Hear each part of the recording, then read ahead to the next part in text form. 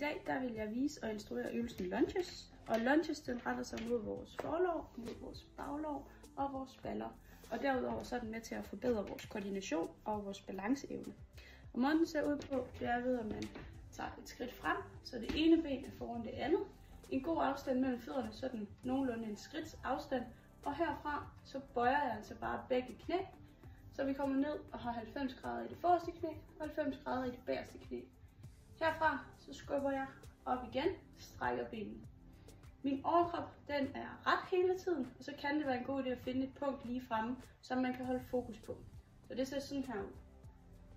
Jeg går ned og skubber langsomt op. Går ned i 90 grader og skubber langsomt op. Når man så har lavet sine gentagelser til det ene ben, så skifter man selvfølgelig over, så det andet ben også er forrest.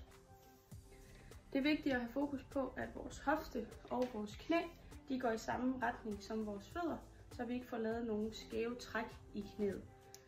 Rigtig god fornøjelse!